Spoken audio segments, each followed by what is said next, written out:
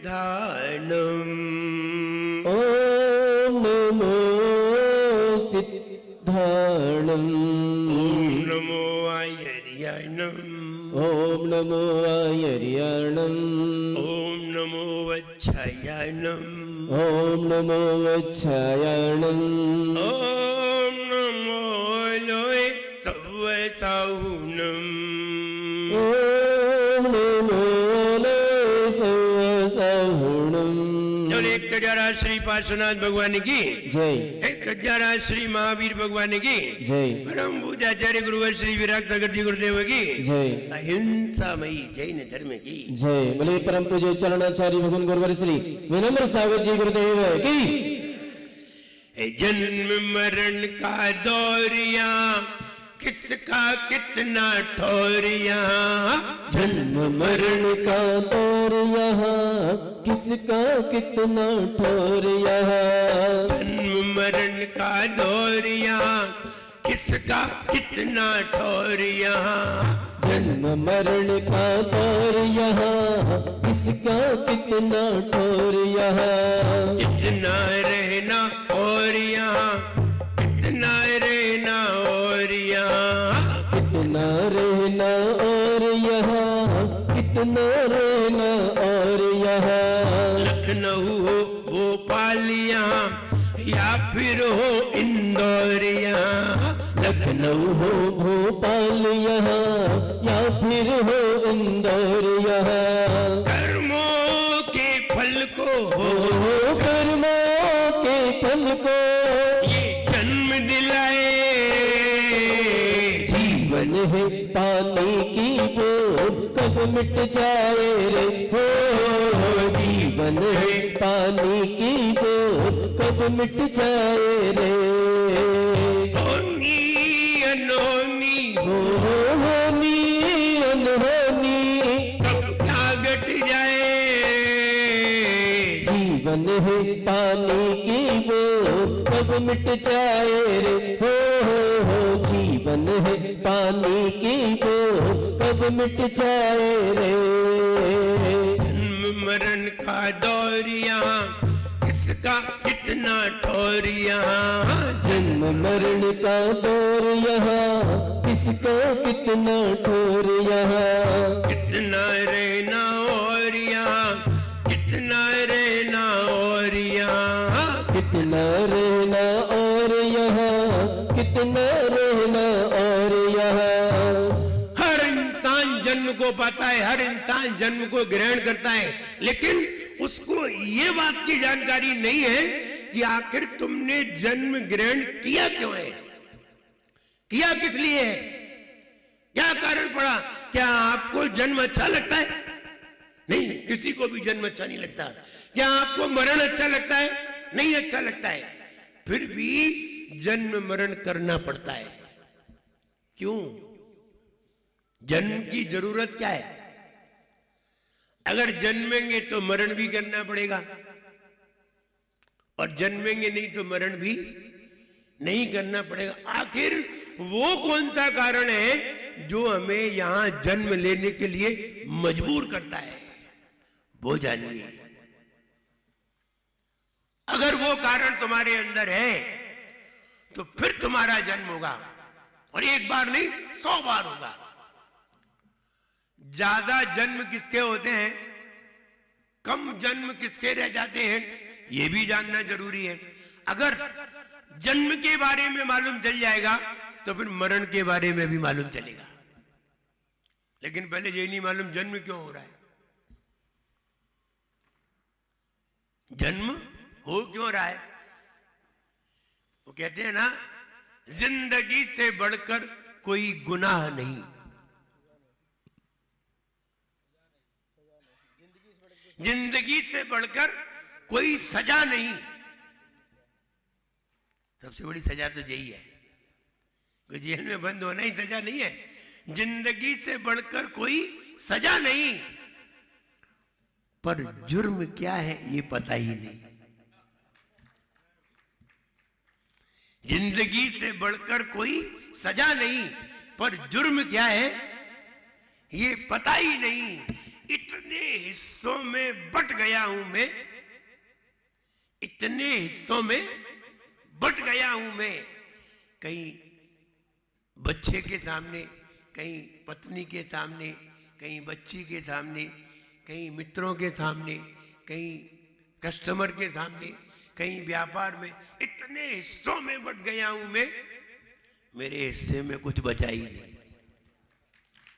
और जिंदगी से बढ़कर कोई सजा ही नहीं। हम दूसरों का इतना काम कर रहे हैं, इतना काम कर रहे हैं कि हमें यह भी ख्याल नहीं है कि हम यहां क्यों आए हैं। तब कहते मेरे हिस्से में कुछ बचा ही नहीं। जिंदगी से बढ़कर कोई सजा ही नहीं। जन्म हुआ क्यों? जन्म कब तक होगा? किसके जन्म ज्यादा है, किसके जन्म कम है, ये कैसे पता किया जाए? बहुत सरल है पता करना। मेरे चिंतन पे आइए, बहुत सरल है पता करना कि जन्म ज्यादा होंगे मेरे की कम, मेरे जन्म ज्यादा होंगे या कम। पहले आप दूसरी चीज को पता कर ले, जन्म पता चल जाएंगे, उसी से चल जाएंगे। अगर एक चीज पता कर ली तो दूसरी चीज का पता अपने आप ही निकल आएगा। लिखा, अभी लिखा बैठे बैठे, जितनी ज्यादा इच्छाएं, जितनी ज्यादा इच्छाएं, जन्म यहां उतने पाए। आपने जन्म क्यों पाया? जितनी ज्यादा इच्छाएं उतने जन्म यहां पाए, दुख उतने ही बढ़ जाए, दुख उतने ही बढ़ जाए। अब जन्म किस पे डिपेंड कर रहा है? देखिए, हम आपको बड़े अच्छे तर्क से समझा सकते हैं और समझाएंगे और आपकी समझ में भी आ जाएगा। जितनी लंबी इच्छा होती है उतने ही ज्यादा जन्म धारण करने पड़ते हैं। आप ये वाला जन्म पाया है, इसमें एक इच्छा करिए कि मेरे पास 10,000 करोड़ की संपदा हो। कितनी? ये कम है, ज्यादा है, कम है?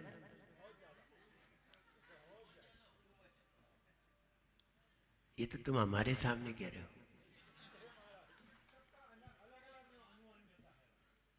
ये जब आपके पास 1,000 करोड़ हो जाएंगे ना, 100 करोड़ हो जाएंगे, तो आप फिर 1,000 करोड़ पे विचार करेंगे, और 1,000 हो जाएंगे तो लाख पे विचार करेंगे। अपने आप ही विचार आते जाएंगे।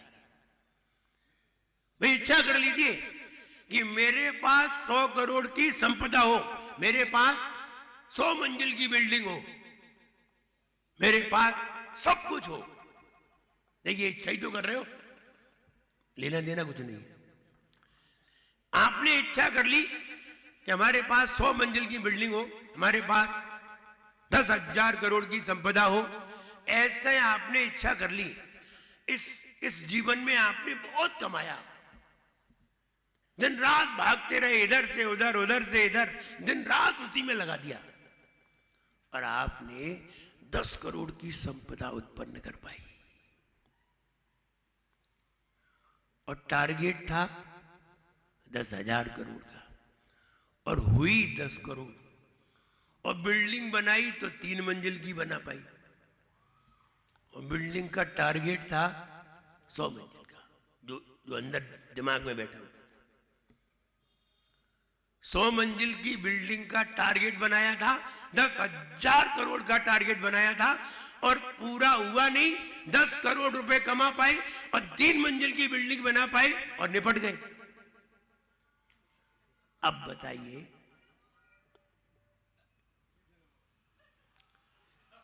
$9,990 करोड़ का टारगेट अभी पेंडिंग में पड़ा है,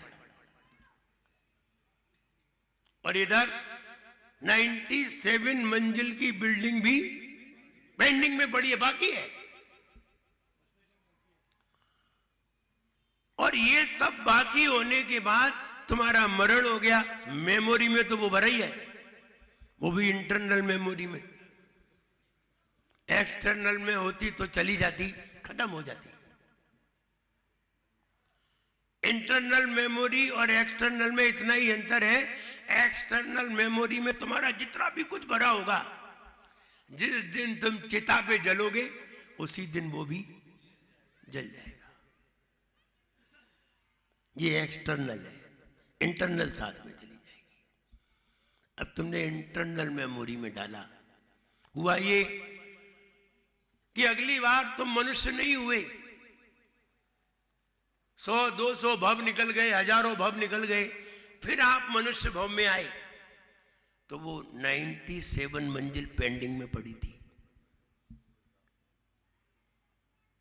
और इधर 9,990 करोड़ पेंडिंग में पड़ी थी, फिर लग गए उसमें। क्योंकि त्रियंच गति में तो पैसे की जरूरत नहीं पड़ी, वहां कोई बिल्डिंग की जरूरत नहीं पड़ी, नरक गति में जरूरत नहीं पड़ी, देव गति में जरूरत नहीं पड़ी, मनुष्य गति में आए, फिर वो टारगेट आ गया और फिर लगे कमाने के लिए, और फिर 20 करोड़ रुपए कमा पाए। पूरी जिंदगी पर लगे रहे, कंपनी बनाई, यानी क्या क्या किया, और फिर कमाए 20 करोड़ कमा के, और फिर 5 मंजिल बिल्डिंग बना के फिर निपट गए। अब टारगेट फिर पड़ा है पेंडिंग में, फिर न जाने कितने भव गुजरे, और कितने भव गुजरने के बाद फिर कहीं मनुष्य गति में आए, फिर उसी टारगेट पे फिर लग गए। हुआ ये 10,000 करोड़ कमाने में न जाने कितने भव लग गए, कितनी जिंदगी व्यतीत हो गई, लेकिन अभी टारगेट पूरा नहीं हुआ। यही कारण पड़ा दोबारा जन्म लेने का, और तुमने यहीं पर टारगेट को स्टॉप कर दिया होता तो आगे के जन्म भी रुक गए होते। मूल कारण ढूंढिए। मूल कारण यही है कि हमारी इच्छाएं बरकरार है। जब कभी कोई संत का समागम प्राप्त होता है, शास्त्र की बात को वह अनुभव करके तुम्हारे सामने रखता है, तुम्हारी समझ में आ गई और तुमने कहा आज से हम त्याग करते हैं। अभी तक 10,000 करोड़ का टारगेट था, आज से मेरा त्याग। जैसे ही तुमने त्याग किया, जन्म के साथ मरण भी कम हो गए। अभी तक न जाने कितने जन्म लेने पड़ते, अब तुम्हारे जन्म सीमित हो गए। और अगर आपने उस जन्म के साथ जीवन को व्यतीत किया और कहीं देव शास्त्र गुरु के शरण में पहुंच गए और वहां सत्यता को हासिल कर लिया कि इस धन को अर्जित करके हम करेंगे क्या, क्या करोगे बताओ। तुम 100 करोड़ कमा लीजिए, तुम जिंदगी में खा नहीं पाओगे। एक दिन में कितना खाते हो? 1,000 रुपए का मान लीजिए, 1,000 रुपए का खा थोड़ी पाते। और आप कमाते कितना हो? इतना। अब वो क्या काम आ रहा है? नहीं, हम दान दे रहे हैं, हम दान के लिए कमा रहे हैं। जो व्यक्ति ये कहता है कि हम दान के लिए कमा रहे हैं, वो झूठ कहता है। दान तो 5% करते हैं, 95% तो अपनी जेब में रखते हैं। दान के लिए कोई नहीं कमाता। दान के लिए कमाते नहीं है, दान तो कमाई में से देते हैं, दान के लिए नहीं कमाते। इसलिए ये सारे लोग झूठ बोलते हैं कि वो हम इसलिए कमा रहे हैं कि हम मंदिर बनवा सके। नहीं नहीं, मंदिर तो उससे बनेगा जो तुम्हारे पास रिजर्व है, उससे बनेगा। वो निकालो, उसी से बन जाएगा। लेकिन लोग टारगेट तो इतना लंबा बना लेते हैं और पूरा होता नहीं है, बीच में निपट जाते हैं। और ये तो बताओ, टारगेट बनाने का तो तुमने मन बना लिया, लेकिन ये भी तो बना लेते कि तुम वहां तक पहुंचोगे कि नहीं। वो याद आता है, एक व्यक्ति पहुंचे रेलवे स्टेशन पर, बोले 2028 का रिजर्वेशन कर लीजिए। 2028 का?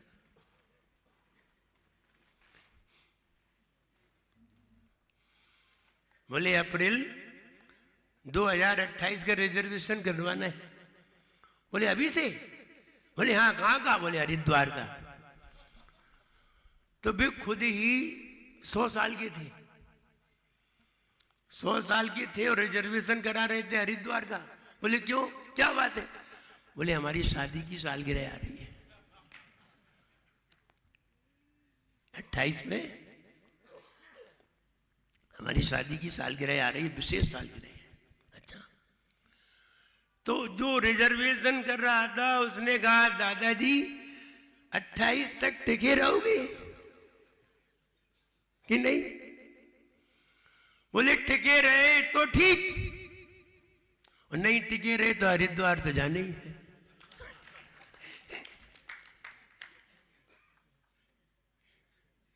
तब भी जाना है, तुम तो रिजर्वेशन तो कर ही लो। व्यक्ति है, न जाने क्या क्या सोचता है, कैसा कैसा सोचता है, लेकिन ये नहीं सोचता कि कल का हमें भरोसा नहीं है। वो 2 लाइनें सुनिए। करना है वो आज करो, कल पर मत विश्वास करो। करना है वो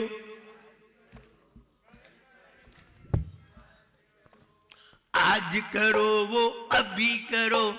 आज करो वो अभी करो। आज करो वो, आज करो वो अभी करो। कल को किसने देखा है, पल का नहीं भरोसा है। कल को किसने,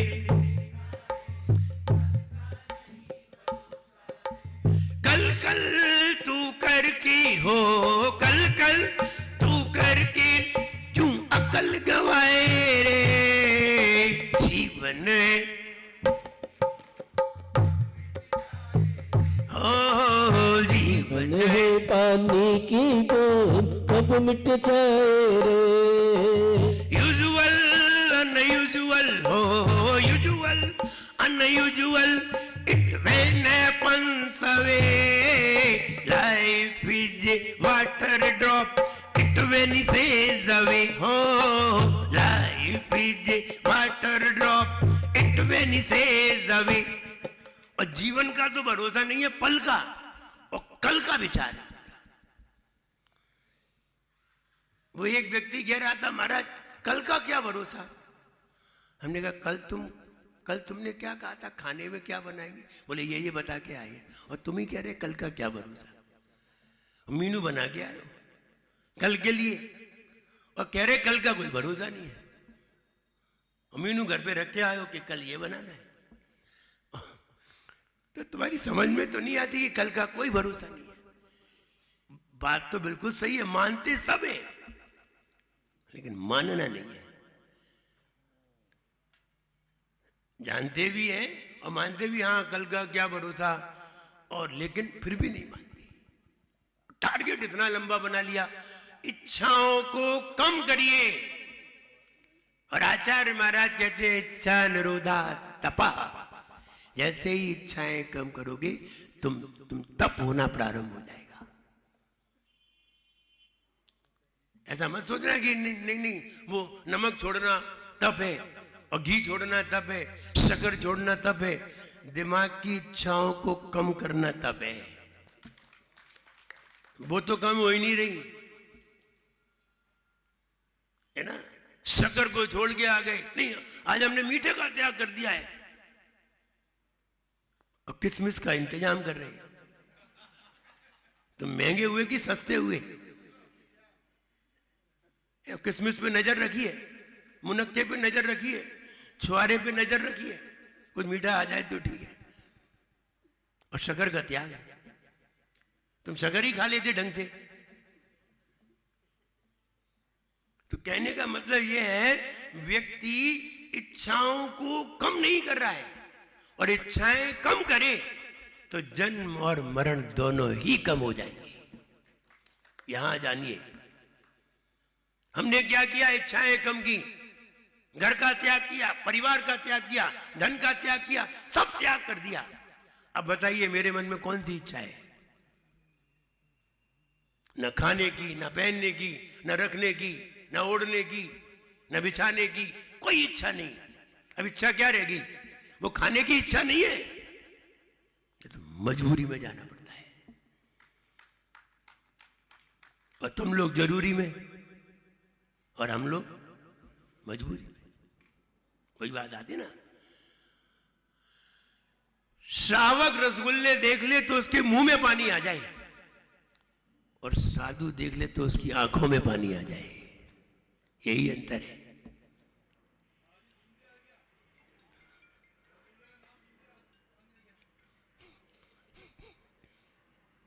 कितना अंतर है?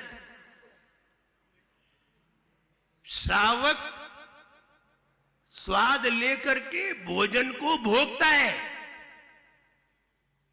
साधु चुपचाप से आहार लेते हुए भुगतता है। क्या करें, मजबूरी है।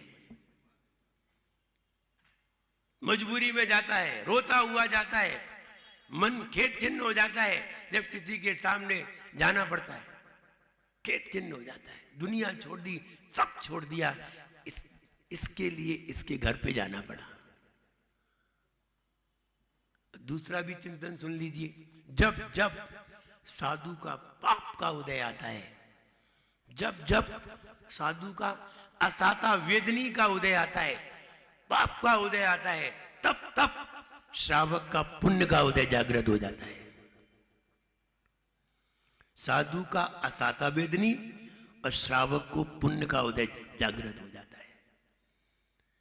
देखिए, साधु को असाता वेदनी के कारण क्षुधा आई और श्रावक ने चौका लगा लिया, आए खुश। तो बता, पुण्य का उदय किसका हुआ? श्रावक का हुआ।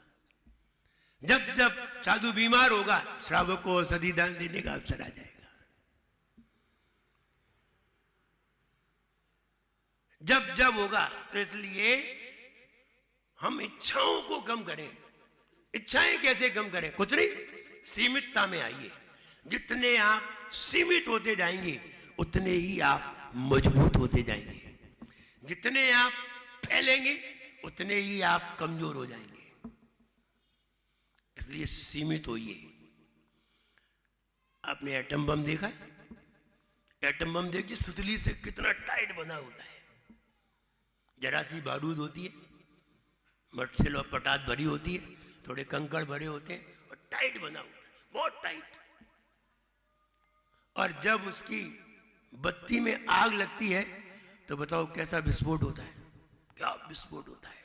देखिए, उसी एटम बम को लीजिए, उसकी सुतली खोलिए, सुतली खोल करके बिल्कुल खोल दीजिए, फिर लगाओ बत्ती में आग, कैसी आवाज आएगी? फुस। हम मालूम है क्या कहना चाह रहे हैं? हम ये कहना चाह रहे हैं, तुम जितने फैलोगे उतने ही कमजोर हो जाओगे, और जितने सीमित होगे उतने ही विस्फोटक हो जाओगे।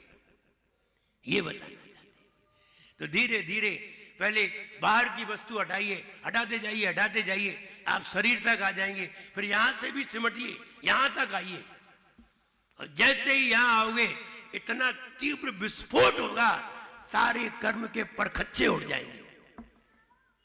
इसके पहले नहीं होगा। तुम जितने फैलोगे उतने ही कमजोर बनोगे।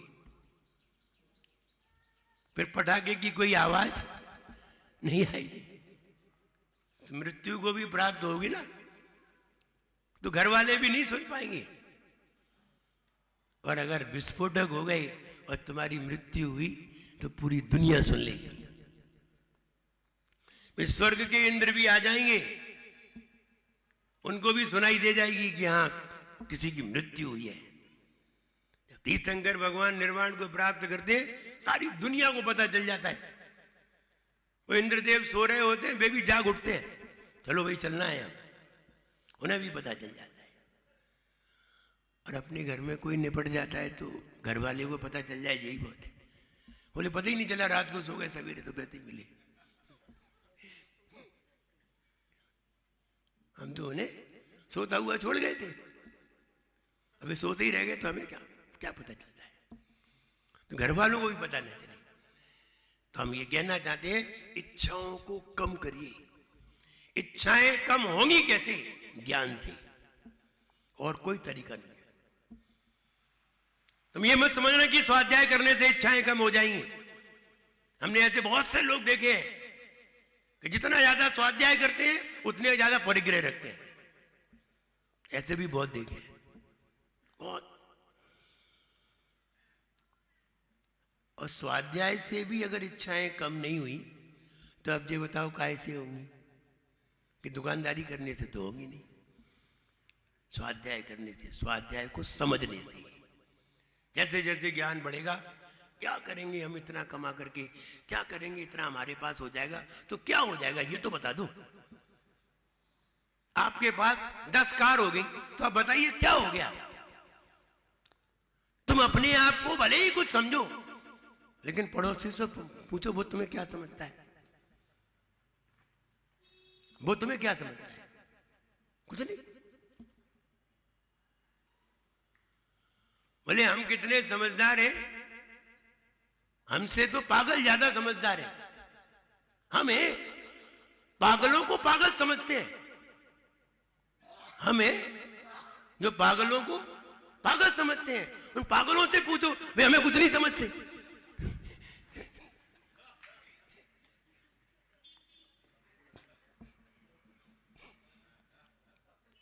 अब पता नहीं पागल कौन है, हम उन्हें समझ तो लेते हैं।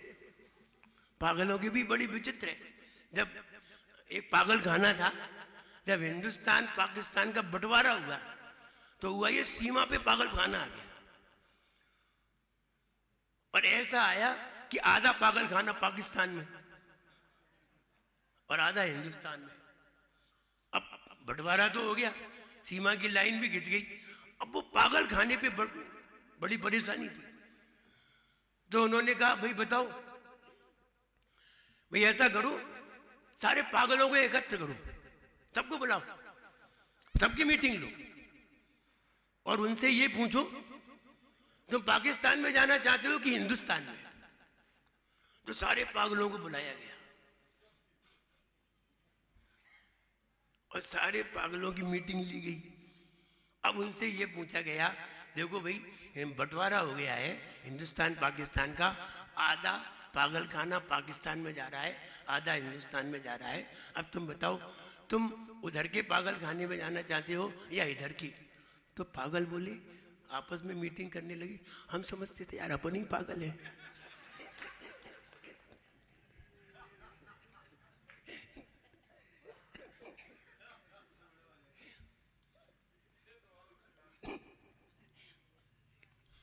बोले हम चाहे इधर रहे,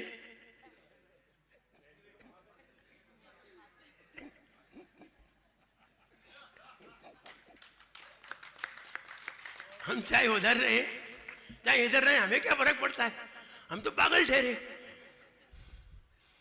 लेकिन मुझे लगता है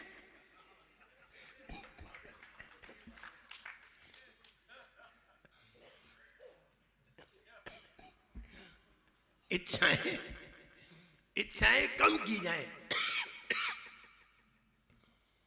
जैसे जैसे इच्छाएं कम होंगी,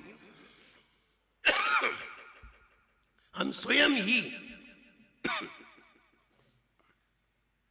अपने आप को योग्य समझने लगेंगे और स्वयं ही महसूस होने लगेगा अब हमारा संसार कम हो रहा है। और अगर इच्छाएं ज्यादा हैं तो तुम्हारी जीने की इच्छा होगी। 10,000 करोड़ का टारगेट तो पूरा हुआ नहीं, 1,000 करोड़ का हो पाया। अब तुम कहोगे वो अभी 2,000 का और करना है, फिर इधर उधर का व्यापार करोगे, फिर अभी तक नेशनल था, आप इंटरनेशनल पे पहुंचोगी, वो पूरा करना है। और कहीं ऐसे में समाचार आ जाए कि मृत्यु का समाचार आ जाए कि तुम्हारी मृत्यु होना है, तो तुम यमराज से कहोगे अभी रहने दो, वहां भी यही कहोगे क्योंकि अभी मेरा टारगेट पूरा नहीं हुआ। इच्छाएं होंगी तो जीने की इच्छा होगी, और जब इच्छाएं नहीं होंगी तो फिर जीने की भी इच्छा नहीं रहेगी। इसलिए इच्छाओं को कम करिए, और इच्छाएं कम तभी होंगी जब किसी ऐसे व्यक्ति के पास बैठेंगे जिसके मन में कोई इच्छाएं नहीं है। फिर तुम्हें अगर इच्छाएं कम करना है तो फिर दिगंबर संत की तलाश करो, उसके बाद बैठो, उसका अनुभव लो, आपने कैसे त्याग किया, आपके मन में कैसा विचार आया जिससे आपके मन में त्याग का विचार आ गया। आप हमें भी उससे आबरू कराइए, हम भी उसको जाने और हम भी उसको अपनाएं, इच्छाएं कम करें। व्यक्ति जैसे जैसे उम्र बढ़ती है वैसे वैसे और तृष्णाएं बढ़ जाती है, इसकी कैपेसिटी कम हो जाती है और दिमाग की कैपेसिटी बढ़ने लग जाती है। वो पहले हम थे 25 पूड़ी खा लेते थे, अब 5 ही खा पाते। अब इन्हें इसी का दुख है। वो 5 खाते हो तो भूखे थोड़ी रहते हो, 5 खाते हो तो भी पेट भरा रहता है, और 25 खाते थे तब भी पेट भरा रहता था। तो दुखी काहे पे हो रहे हो, ये तो बताओ, भूखे तो हो नहीं, लेकिन फिर भी तृष्णा बैठी हुई है। अरे पहले हम आधा किलो रबड़ी खा लेते थे, अब तो देख लेते हैं तो डायबिटीज हो जाती है। अब यही टेंशन है। तो हम कभी कभी समझाते हैं लोगों को कि एक शरीर का भी एक कोर्स है। अगर आपने 25 साल में खूब अच्छी तरह खींच के रबड़ी खा ली तो फिर डायबिटीज तो होनी है। अब जितने दिन जियोगे बिना शक्कर के खाना पड़ेगा, क्योंकि कोर्स पूरा हो गया। अब तुम जबरदस्ती, अब शरीर तो है लेकिन कोटा पूरा हो चुका है, और कोटे को लेवल पे करने के लिए ही डॉक्टर सारी दवाएं बताते हैं, तुम्हारी इच्छाएं कम कराते हैं। भाई पेट में दर्द हो रहा है, बोले खिचड़ी खाना, तुम पहले से ही खाते ना तो पेट में दर्द होता ही नहीं। और डॉक्टर कुछ नहीं कर रहा है, वो तुम्हें ऐसा उपाय बता रहा है कि कम खाओ, लिमिट में रहो, इच्छाएं कम करो। तुम जैसे जैसे इच्छाएं कम करते जाओगे वैसे वैसे वैसे वैसे तुम्हारे जन्म मरण भी कम होते जाएंगे। इसलिए कहा है मुनि महाराज, अगर कोई मुनि महाराज बन जाते हैं और अच्छी समाधि कर लेते हैं, सब कुछ त्याग करके आत्मा का अनुभव करते हुए एक बार समाधि कर लेते हैं, तीसरे भाव में मोक्ष चले जाते हैं। तीर्थंकर भगवान है, इसी भाव में सब कुछ त्याग कर देते हैं, वे इसी भाव से मोक्ष चले जाते हैं। जैसे जैसे इच्छाएं कम होती जाएंगी वैसे वैसे हम संसार से, जन्म मरण से मुक्त होते चले जाएंगे। जितनी ज्यादा इच्छाएं जन्मिया उतने पाए, जितनी ज्यादा इच्छाएं जन्मिया उतने पाए, और दुख उतने ही बढ़ जाए, और दुख उतने ही बढ़ जाए, दुख उतने ही बढ़ जाए, दुख उतने ही बढ़ जाए। काम यहाँ वो कर जाए, जन्म मरण कम हो जाए, काम यहाँ वो कर जाए, जन्म मरण कम हो जाए। भव में इच्छाएं हो, भव में इच्छाएं भ्रमण कराए, जीवन है पानी की बूंद कब मिट जाए रे, हो जीवन है पानी की बूंद कब मिट जाए रे। जैन दर्शन में संयम को बताया गया। अगर संयम धारण कर लिया है तो कुछ नहीं करना पड़ता है, सिर्फ इच्छाएं कम करनी पड़ती है। देखिए, आप घर पे भोजन करते हैं, आप जो चाहते हैं वही बनता है, वही बनता है। ऐसा नहीं है जो बनता है वही खाते हैं, जो चाहते हैं वही बनता है, जो चाहते हैं वही बनता है। और आपका मालूम है घर पर आप क्या चाहते हैं? आपका मीनू तो पहले से ही मालूम है। तो आपके मन की चीज सामने आती है और आप समझ रहे हैं मेरे मन में कोई इच्छाएं नहीं है, तुम्हारी सारी इच्छाएं पहले ही पूरी हो रही हैं। मजा तो तब है जब दूसरे के घर पे जाएं और उसे मालूम नहीं है कि तुम क्या खाते हो, कैसा खाते हो, और फिर वो बनाए और तुम चुपचाप खा के चले आओ, तब है। साधु क्यों बना?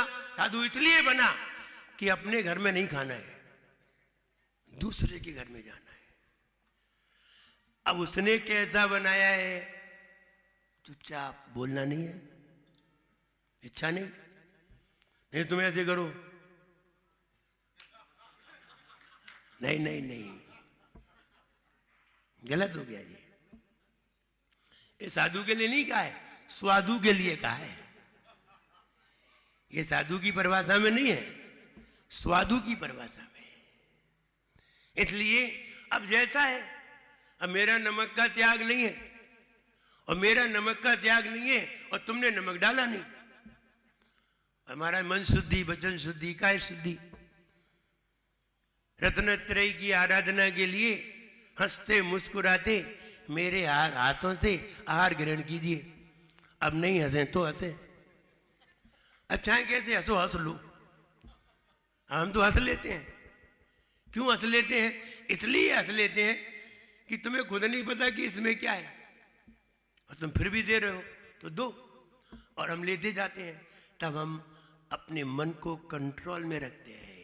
इसे ही कहते हैं इच्छाओं को बस में रखिए, इच्छाओं को बस में रखिए। और इच्छाओं को बस में कौन रख सकता है? जैन धर्म में नाम नहीं पाखंडों का, जैन धर्म में नाम नहीं पाखंडों का, ठर्रा बीड़ी पीने वाले पंडों का। जैन धर्म की महिमा बड़ी निराली है, जिसकी सम्यक दर्शन जैसी ताली है। सम्यक दर्शन होना चाहिए। इंद्रिय मन को वश में करना होता है, तलवारों की धार पे चलना होता है।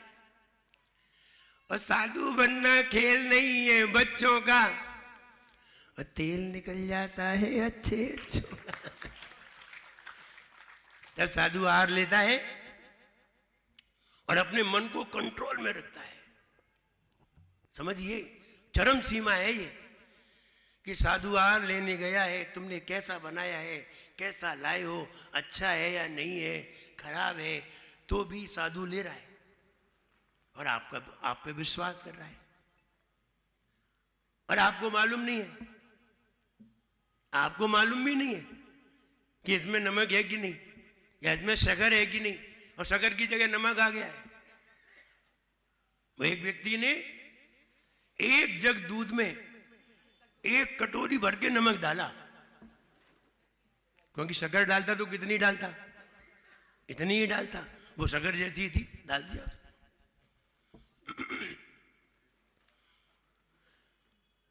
और सबसे पहले आचार्य श्री को ही दिया। लाइन से खड़े थे आचार्य श्री, फिर निर्णय सागर, फिर विशुद्ध सागर, फिर हम, फिर दूसरे महाराज, सब लाइन से। द्रोणगिरी की बात है। सबसे पहले आचार्य, अरे नमक, उन्होंने जैसे ही लिया, मुझे तो मालूम नहीं, मन शुद्धि, वचन शुद्धि, काय शुद्धि, आचरण शुद्ध है। और जैसे एक गंजुली ली तो नमक, अब एक कटोरी नमक, एक जग दूध, ऐसी अरे नमक। लेकिन उन्होंने इशारा तो करते नहीं, ठीक है, बस इतना ही, हाथ धोले, बोले बाजू वाले महाराज को दिया।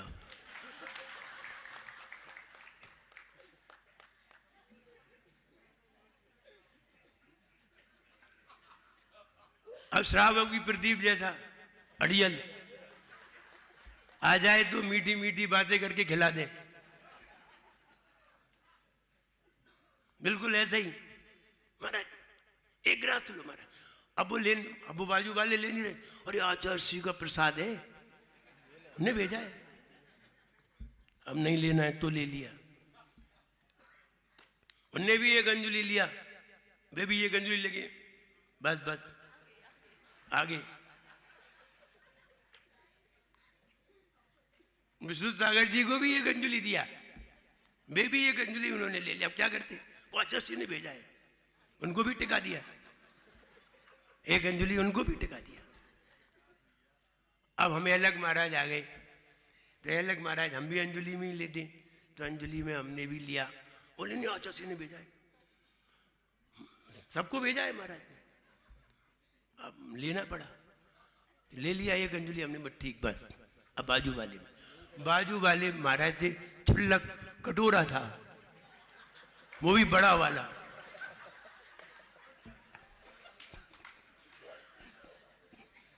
वो फंस गए,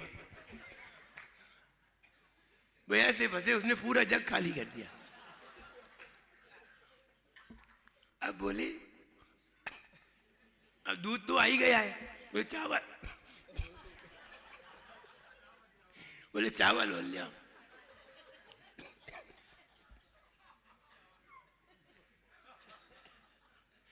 अभी उन्होंने चखा नहीं था, दूध चख लेते तो लेते नहीं, चावल भी डलवा लिए। अब भर गया कटोरा, अब आराम से बैठे थे। अब जैसे ही उन्होंने लिए, बोले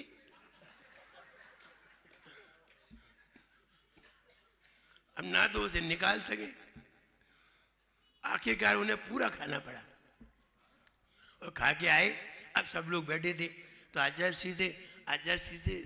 जी ने कहो आज सबने दूध पिया, दूध लिया था कि नहीं? बोले हाँ लिया था, उसमें बहुत नमक था। और जब फिर हमने आचार्य जी से कहा गुरुदेव जब आपने नमक वाला दूध ले लिया था, फिर हम सबको क्यों पिलवाया? बोले हम ही अकेले अनुभव क्यों करें, तुम भी करो। ये कैसा महसूस होता है? तो ये कहें कि जैसे जैसे हमारी इच्छाएं कम होती हैं, वैसे वैसे हमारी मांगने की इच्छाएं भी कम हो जाती हैं। इच्छाओं को कम करिए। साधु बनने का मतलब ही है इच्छाओं को कम करना, कम करते जाना, सब इच्छाएं हटाना। और एक दिन जब सारी इच्छाएं हट जाती हैं, तो हमने कहा वो तीर्थंकर मोक्ष को प्राप्त कर लेते हैं। इसलिए इच्छाओं को यहीं से कम करना प्रारंभ करिए। एक दिन पूरी इच्छाएं समाप्त होंगी और आपके जन्म भी कम हो जाएंगे। जन्म तो हमने बता दिया कि जन्म क्यों होता है, अब आगे कल सुनना कि मरण क्यों होता है, और मरण में भी जल्दी मरण क्यों हो जाता है, अकाल मरण क्यों होता है, वो भी विषय आगे है। आज इतना ही। जय बोलिए परम पूज्याचार्य गुरुवर श्री विराट नगर जी गुरुदेव की। परम पूज्य उच्चारणाचार्य विनम्र सागर जी महाराज की। प्रश्न नंबर 1,